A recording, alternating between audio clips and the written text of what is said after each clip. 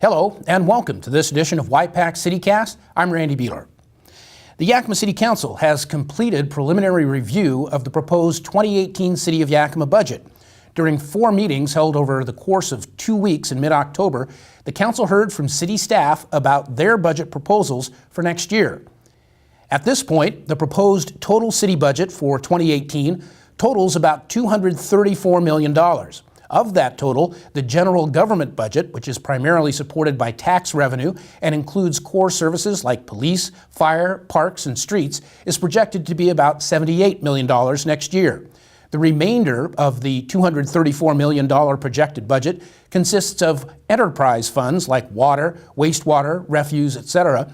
Those enterprise funds cover the cost of providing programs and services with revenue generated from fees charged to customers. The council will now conduct public hearings on the proposed 2018 budget.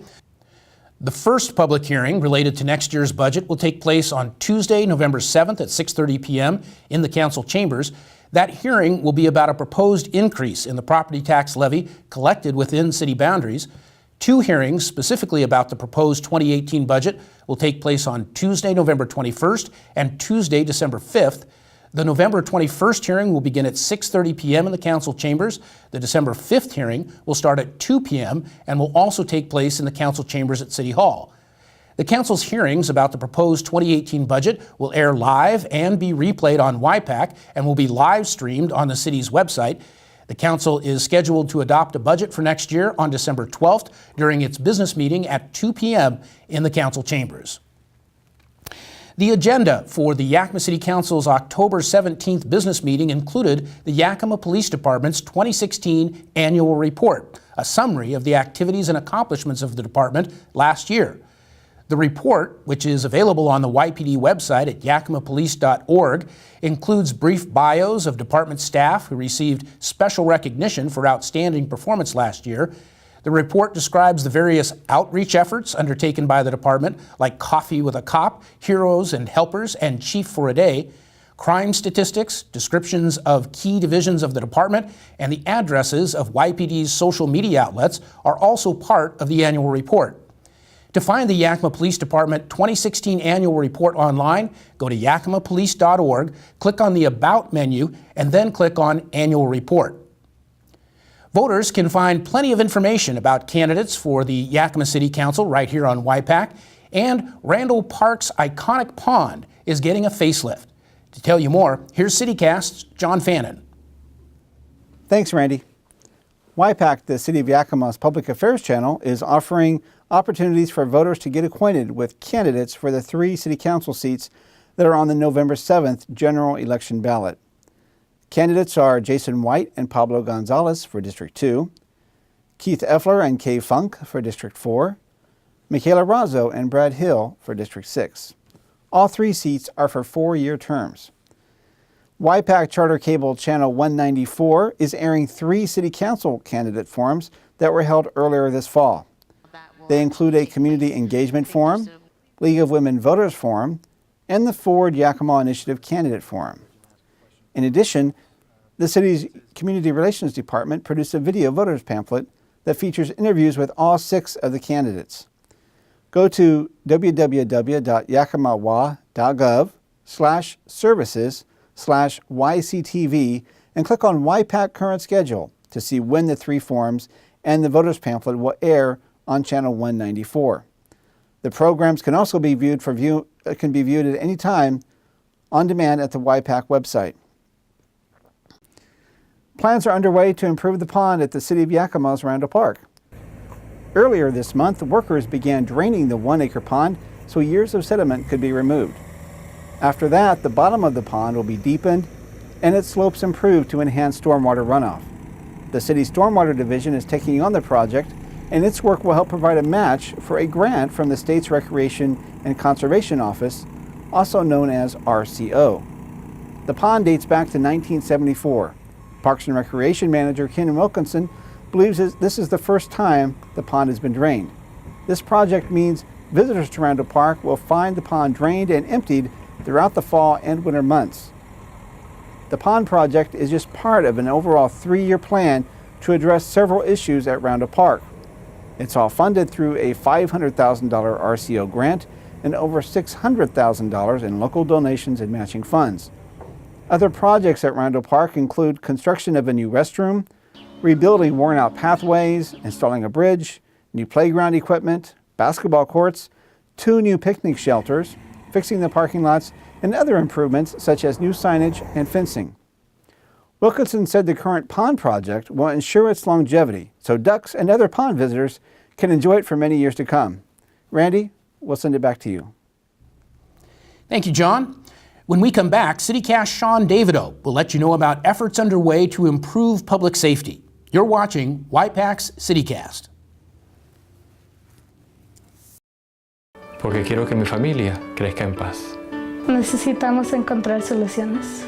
Cuando entendemos, podemos ayudar. Involúcrate para que podamos tener una mejor calidad de vida. Te invito a vivir en un ambiente seguro. Te invito a vivir todos en armonía. Te invito a que te informes más. Te invito a mandar la palabra afuera. Te invito a hablar de este tema y cuidar la comunidad.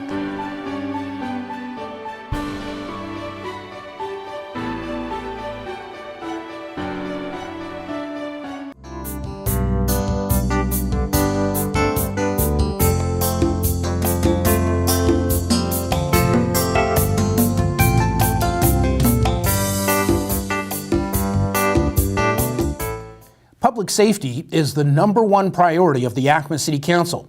Efforts to ensure that residents and visitors alike feel safe and secure are underway. To tell you more, here's CityCast's Sean Davidow. Thanks, Randy. I'm here on North 6th Street in Yakima Council District Number 1, an area that is familiar to crime and violence.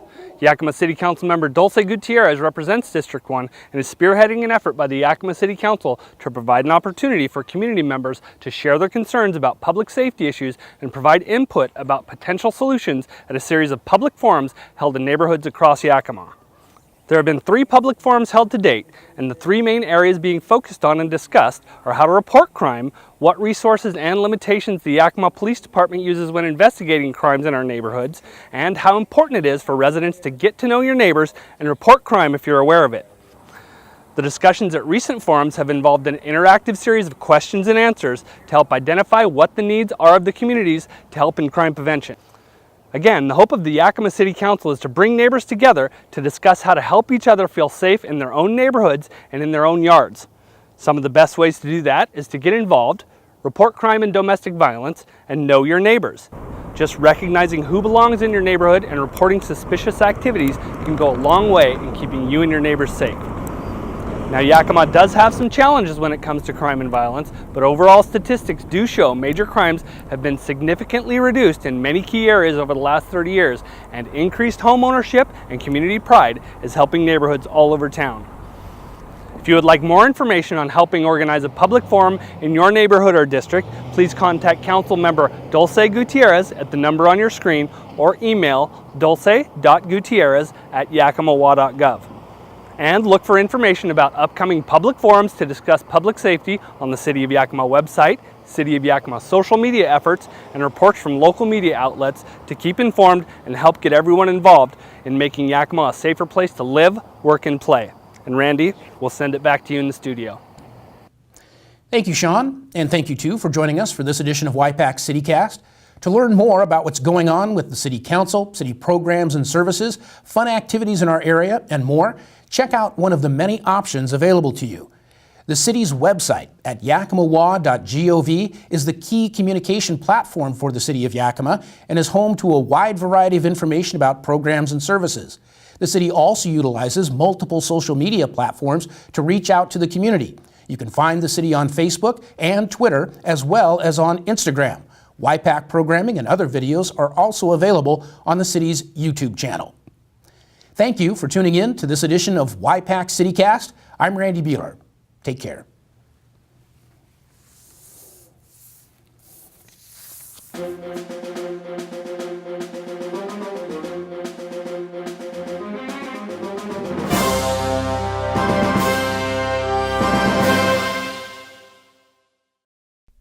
For more information on Y-PAC CityCast, call 575-6092.